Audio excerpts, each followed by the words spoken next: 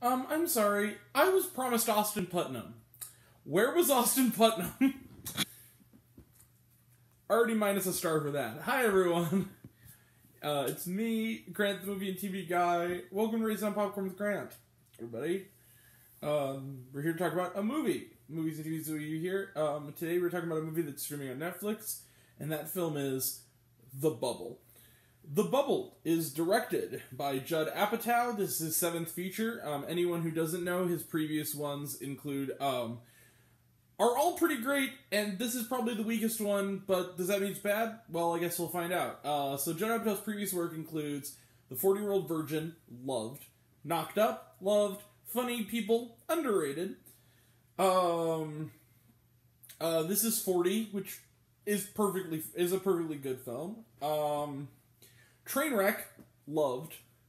And The King of Staten Island, which was one of my favorite films of 2020. And this is his seventh feature. And it was shot during the pandemic and references the pandemic. The Bubble is a mockumentary with a big cast. From leading characters all the way down to cameos. And what's The Bubble about? Well, it is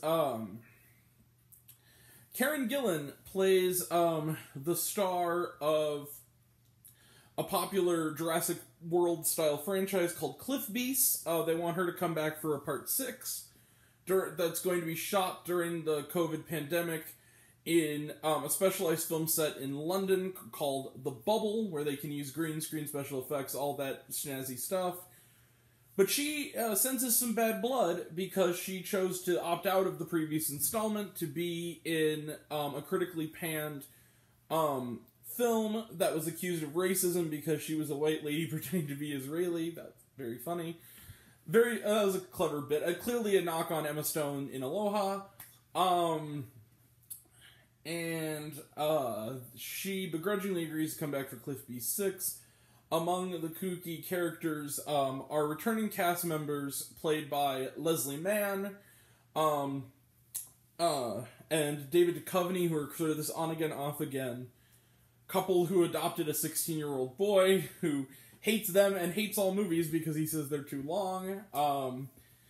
Keegan-Michael Key and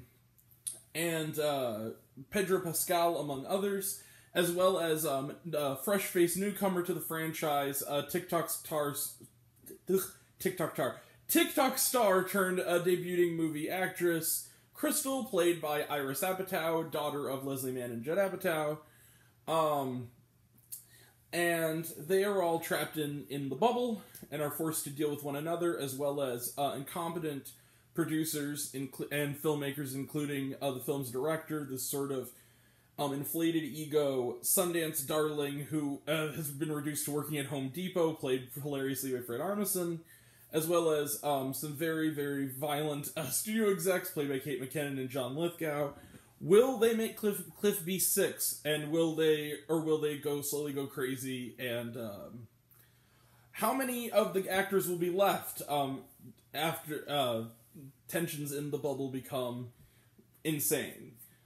Let the mayhem and laughs begin, for the most part. So, The Bubble is pretty much agreed at this point to be the weakest of Apatow's films, and I think it absolutely is. Apatow's style, I usually don't mind that they're long movies, because I kind of like that you kind of get to know the characters. Like, for instance, King of Staten Island is almost 2 hours and 20 minutes, and I didn't really mind because I really cared about the characters. This one I felt the length. However, the movie's getting pretty much panned by critics, and I have to tell you, when this movie's funny, it's really funny. Like, it has that Apatow. Now, it's a little too broad for Apatow, and I think that some elements, it's not his style of humor, really, and I feel like it's a little bit of a departure. I genuinely believe that, I'm going to say something kind of radical here. This movie's 2 hours and 6 minutes. If you cut that down by just a little under an hour, this would have worked really well as a 70-minute quarantine-themed comedy variety special directed by Judd Apatow. Think something like Death to 2020. That's what this should have been, because as a full-length movie that is trying to have a plot, it does not really work much at all as a movie. on its own merits in and of itself. It doesn't have a through line that really works. It's kind of gag, gag, gag, gag, gag. Cameo, cameo, cameo. And then in the last act, they're like, oh shit, we have to build to something. Let's build to something. And the laughs start getting lesser and lesser and lesser. Here's kind of how this movie works. What I think makes it work is that it's sort of delightfully demented at times. It should be noted that the co-writer of this film with Apatow is Pam Brady, who has been pretty much, to me, my sense of humor. She co-wrote South Park, Bigger, Longer, and Uncut, Team America, World Police, Hot Rod, and Hamlet 2, which are all hilarious. This is also her weakest work, but it has elements and its best moments of the satire that she brought to those films. Like, nothing reached the high point of, like, Rock Me Sexy Jesus from Hamlet 2, but, like, or Team America World Police, like, the puppet sex scene.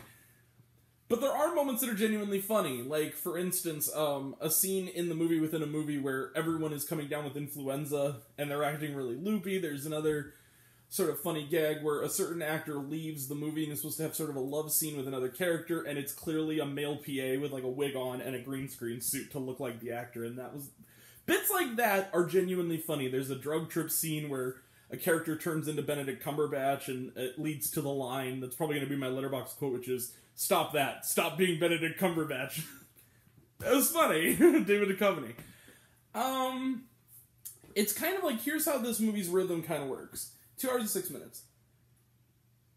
It starts, laugh, laugh, laugh, dead air for about 10 minutes, laugh, laugh, laugh, dead air for about 10 minutes. But, if you're going by the Kermode method of laughs to a successful comedy, which is, it has to have more than 6. I laughed more than 6 times in the first hour. And I still laughed consistently enough in the second hour to warrant giving this a modest recommendation. So let's do that. Let's go to the book right here. I'm going to give The Bubble 3.5 out of 5 stars. This is a matinee. This is not a perfect movie, and again, I really think it could have been seriously condensed.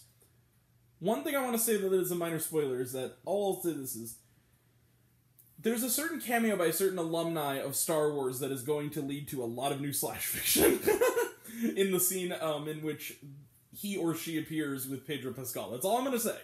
You'll know when you see the movie what I'm talking about. But, you know, it's also one of those things where it's on Netflix, and it's if I saw this in a theater, I might actually be a little more harsh on it, but since I saw it at home, The Bubble's fine. It's a really fine comedy, but again, when they announced the cast, they said that Austin Putnam was going to have a cameo, and he never showed up, which I wonder if they cut him from the movie, which is a bummer, because he's a really cool guy.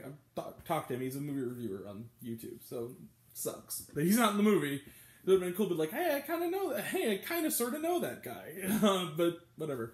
Anyway, 3.5 for the Bubble. Let's go book on it. Trailer Trash and Unwatched on Netflix. Was there shawarma? Yes. During and after the credits, there are scenes during and after the credits, so stick around for it, even though Netflix seems to never want you to watch the credits, ever. It's getting really annoying. Alright.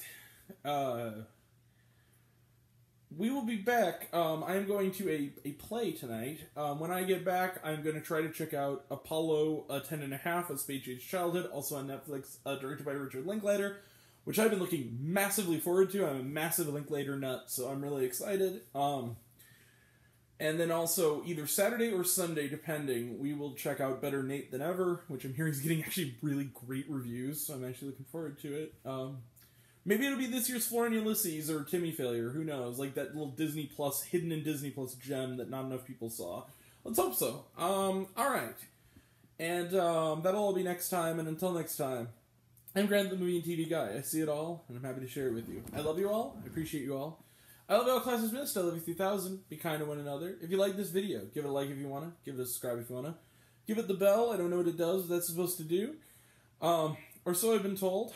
If you want to find me elsewhere, reviews this and other fun stuff, you can check me out on Letterboxd.com at Raised on Popcorn with Grant. Some of you already have, but even if you haven't, take care of yourself, take care of your mental health. It's incredibly important. And I want you to let me know down below. Did you see The Bubble? And if you did, what did you think about it? Did you like the movie? You hate the movie? Did you think my opinion was good? Do you think I'm full of shit? Comment below, let me know. Yeah, and until we meet again, we were all raised on popcorn. Make mine with extra butter. I'll catch you guys next time. See you later. Bye. Take care. See you in a bit.